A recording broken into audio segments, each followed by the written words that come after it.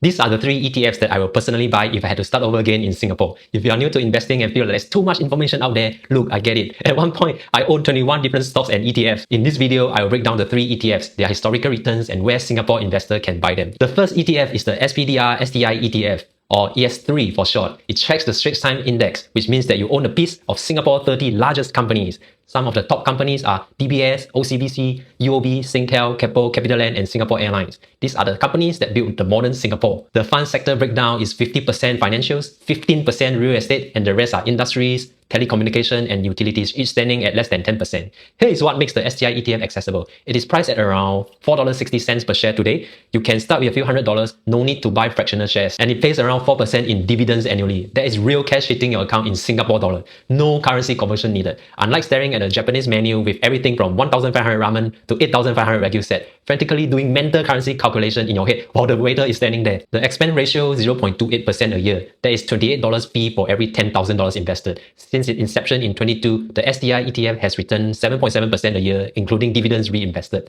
So if you invested $1,000 monthly into this ETF for the last 30 years, you have $1.4 million. $360,000 is your own contribution, while $1.04 million is your return.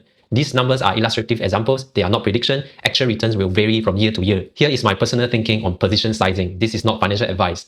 I think it shouldn't be the biggest holding in your portfolio. Why? Because Singapore only represents 0.3% of the global economy. So if you only invested here, you're ignoring the 99.7% of the opportunities worldwide. You can buy the SPDR STI ETF by searching for ES3 using indirect brokers, Momo or Weibo. Links are in the description with sign-up bonuses. They are affiliated links, so I may earn a commission, but it doesn't cost you anything extra and helps me keep making free content to help you grow your money. Now I have a question for you. Do you think Singapore stocks are still worth holding, or should investors just go for 100% global? Drop your comments below. The second ETF is the Vanguard FTSE All World UCITS ETF Accumulating, in short VWRA. This is the main driver for your portfolio growth. This ETF gives you access to 3,600 companies across 51 countries. The fund includes North America, Pacific nations like Japan, Australia, and South Korea, European markets like the UK, France, and Germany, plus emerging markets like China, Taiwan, and India. Basically cover the entire investable universe without speaking 51 languages. Top holdings include Nvidia, Apple, Microsoft, Amazon, Broadcom, Google, Meta, Tesla, and TSMC, mostly US giants. But digging deeper, you will find Tencent and Alibaba from China, Samsung and Hyundai from South Korea, Nestle from Switzerland, Louis Vuitton from France, Toyota and Sony from Japan. VWRA is listed on the London Stock Exchange, which means that you need a broker that offers access to the LSE. In Singapore, I use indirect brokers to buy ETF listed on the LSE. Now, why go through the trouble accessing the LSE? Because VWRA is domiciled in Ireland, and this is absolutely crucial for Singapore investors. Here is what most people don't know. If you buy a US domiciled ETF, like a VOO or the VTI directly as a non-US person, you face two major issues. First, there's a 30% withholding tax on dividends. That's right, 30% of your dividends income disappear immediately to the IRS. Second, and this is the big one, US estate tax. If you pass away with more than 60,000 USD in US asset, your family could face estate taxes of up to 40%. VWRA solves both problems. As a Ireland domiciled ETF, the withholding tax on US dividends is reduced to just 15% thanks to the US-Ireland tax treaty. And there's zero estate tax because it is not a US asset. If I pass away and find out that IRS took 40% of my money, I will rise from the grave. Plus VWRA is accumulating, meaning dividends are automatically reinvested for you. No need to manually reinvest or worry about dividend withholding tax eating into your returns. This is a massive advantage over distributing ETFs. The expense ratio is incredibly low at just 0.19% a year. That is $19 for every $10,000 invested. And here's what makes VWRA essential. Many Singaporeans overweight local stocks, but Singapore is just 0.3% of the global market. You are missing out 99.7% of the investment opportunities worldwide. VWRA fixes this instantly by giving you proper global diversification. With VWRA, when America grows, you win. When Asia booms, you win. When Europe recovers, you also win. You are betting on human civilization progress, not just one country's exceptionalism. As for its historical returns, VWRA ETFs was only started in 2019, so I don't have information here. But I can use its similar cousin, the Vanguard Total World Stock ETFs, which has a very similar composition. Since its inception in 2008, it has delivered 8.5% annually.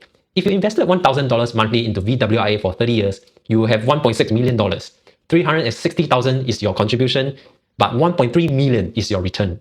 A quick question for you, would you rather buy a globally diversified ETFs or just go all in on the S&P 500 ETF? Drop your answers in the comments and tell me why. The third ETF is not as exciting, but there's a strong reason to include it in your portfolio.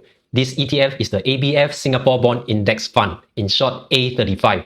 This is the defensive play. The Singapore Bond ETF invests in Singapore government bonds and high-quality Singapore dollar denominated bonds. You are essentially lending money to the Singapore government, one of the only handful of countries with AAA credit ratings. These are some of the safest borrowers on planet Earth. Now, the Singapore Bond ETF yields about 2.5 to 3%. It is not as exciting as the STI ETF, which yields about 4% dividends, but that's not the point. The bond ETF is like an insurance. Nobody brags about their insurance policy at dinners parties, but you are damn glad that you have it when things goes wrong. When the stock tanks 30 to 40%, bonds often hold steady or even rise. There is a negative correlation in action. While everyone is panicking and selling at the bottom, your bond allocation cushions the blow and gives you the stability to stay invested. Here's the real advantage. When the market crashes and your stock drops but bonds hold, you rebalance. Sell some of the Singapore bonds and buy more STI and VWIA at discounted prices. This forces you to buy low and sell high automatically. The expense ratio is 0.15% and everything is in Singapore dollar, so no currency risk here. And now here's something unique to Singapore investor. Some people argue that CPF can function as a bond substitute in your portfolio, and honestly, it makes sense on paper. Your CPF ordinary account earns 2.5% risk-free, while your special and Medisave account earns 4%. That is bond-like stability with guaranteed returns. But here's where I will be careful about treating CPF as a pure bond allocation. Yes, CPF provides that stable, low-risk component, but it is also meant for a specific purpose like buying a house, funding your children's education, healthcare, and retirement. The moment you use your CPF for your property down payment or your kid's university fee, that bond allocation disappears from your investment portfolio. CPF rules and interest rate can change over time, so always check CPF board for the latest policy before making decisions. What do you think? Should CPF count as your investment portfolio or not? Share your thoughts in the comments. You can buy the ABF Singapore Bond ETF by searching for A35 on Interactive Brokers, Momo, and Weibo. So now you know the 3 ETF that I would buy if I had to start all over again. The next logical question for beginner investor is, should I invest my money now or wait for the market to dip first? In the next video, I'm diving into dollar cost averaging versus buying the dip. I will show you a study that tracks 5 investors using different strategies over 20 years with real money, and the results are not what you think. Plus, I will show you what I do now, and it changes everything. Subscribe now so you will not miss this video. I will see you in the next one.